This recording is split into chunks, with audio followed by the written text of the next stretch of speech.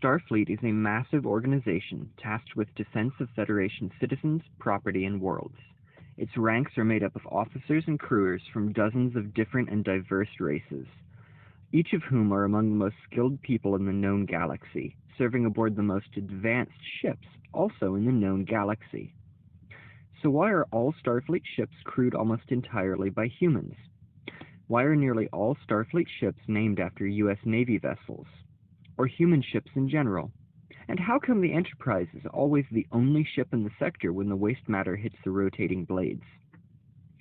In this video, we will explore a couple of things which have always bugged me in Trek, specifically things which have bugged me about Starfleet.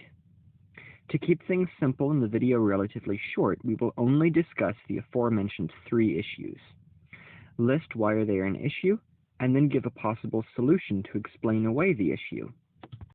In the original series, Captain Kirk mentions that the Federation at the time has over 300 worlds. I do not know if that means member worlds or 300 worlds in total that are in the Federation. Regardless, the diversity of races within the UFP is often mentioned by characters in every iteration of Trek, except for Enterprise, which is understandable as the Federation didn't exist at the time that that show portrays. And yet, aboard nearly every Starfleet ship that we see, the crew is almost entirely made up of humans, often with a token alien officer serving aboard the ship as a senior. In fact, if we take the shows at face value, then it seems the Federation, all its numerous races, have entrusted their defense to a single race, humanity, and a group trusting their defense to a single individual subset has never backfired spectacularly before, has it? But does the on-screen preponderance of humans aboard Starfleet ships actually suggest something else entirely? I have a theory that says so. I believe that Starfleet is indeed made up of members of many different species, as you would expect from something the style of the Federation. However, the organization tends to compose crews of their starships of a majority of one race, with a sprinkling of other species. So, presumably, many of the ships we see during the shows but never get a look at their crews have Andorians, Vulcans, Tellarites, Orions, Saetians, and more serving aboard as the majority species aboard that ship. This makes sense, I believe, as each of the species within the Federation have their own unique cultures, societal outlook, and way of thinking. And if you are not careful, having a ship's company composed of equal numbers of aliens could cause serious issues in understanding and operation amongst the crew. With an Andorian captain having his decisions questioned by the Vulcans in his crew as illogical at every turn, and the human misunderstanding the quarreling nature of the Tellarites among the crew as hostility and getting angry in turn. Such an unharmonious crew could prove very handicapped when it comes to dealing with the crises that regularly befall Starfleet ships. Instead, Starfleet has crews composed of a majority of one member species, making it less likely that cultural issues will get in the way of the ship accomplishing its mission and increasing overall crew efficiency. Officers of different species from the majority of the crew are regularly assigned to serve aboard different ships, and this is often seen to boost crew effectiveness, but it is seldom that crews have equal parts of one race. With that being said, who else wants to see a reverse TOS situation where a Vulcan-crewed Starfleet ship has a token human officer serving aboard, and becomes the inadvertent and somewhat unwitting pet of the crew? Aside from sharing the same prefix of USS, Starfleet and the United States Navy share many of the same names for their ships, with USS Enterprise, USS Intrepid, USS Yorktown, and others originating within the Navy of the United States.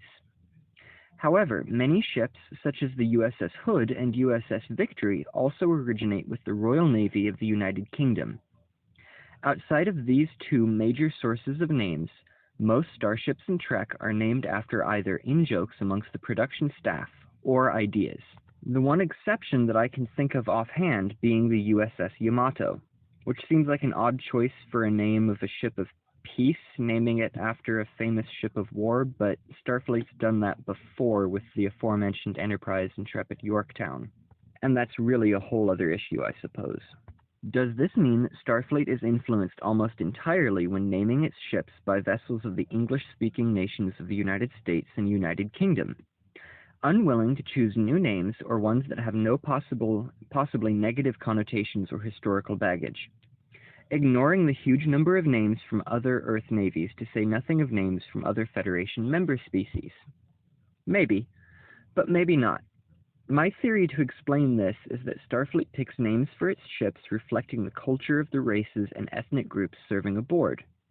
With a ship crewed predominantly by Russians, bearing a name such as Potemkin or Paito-Veliki. A French crew serving aboard a ship such as the Normandie or Jules Verne. And a Vulcan ship and crew serving aboard a ship named the Sarrak, and so on. This makes sense as crews are more likely to identify with a ship bearing a name they relate to on a cultural level. A crew of Andorians are unlikely to appreciate the legacy carried by a ship bearing the name of Lexington than one composed of mostly by Americans, who will obviously have more connection to the ship, while an American crew is likely to not care much when assigned to serve aboard the USS Shran about where the name comes from or its legacy in Andorian culture.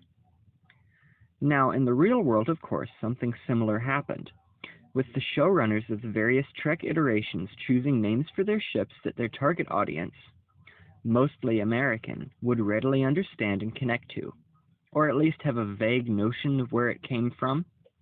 As a result, we have never seen many ships with alien names. Now, obviously the most believable issue of Star Trek is that Enterprise is always the only ship in the sector. How often have we heard on screen that some colony is threatened, alien menace is attacking the Federation, and the only ship in the region close enough to help is the Enterprise, despite the presumably large size of Starfleet? If we take this trope at face value, then it seems that Starfleet is always very thinly spread out throughout the Federation, having just a single vessel in reach of most systems due to the scale of the Federation and the many worlds within. Really, I think this is a fairly accurate depiction of the Federation, as when you think about it, such an organization would have to be almost mind-bogglingly huge. And Starfleet has an immense number of missions to perform. But also along the frontier, there are just less ships assigned, as Starfleet deploys much of its strength along the borders of the powers hostile to the Federation and the richer, more populous worlds of the Federation core. Meaning, the closer you get to the Federation core, the more Starfleet ships you are likely to encounter. Really, this is an issue that I think isn't so much an issue, but people that don't like Star Trek will often point that out as lazy world building. And yes, from a storytelling perspective, it makes it easier to say Enterprise is the only ship in the sector, but inadvertently it's also quite realistic, I think, anyway. So, as I mentioned, I was only going to talk about 3 issues with Starfleet here today to save time and topics for future videos. If there is something along this line you want to see discussed, then let me know, and I may make another video like this in the future. If you did like this video, please remember to like, share, comment, subscribe, all of that normal stuff that I'm sure you're battered with on a daily basis from YouTube. Do that, and also stay safe, and feel free to suggest future video topics.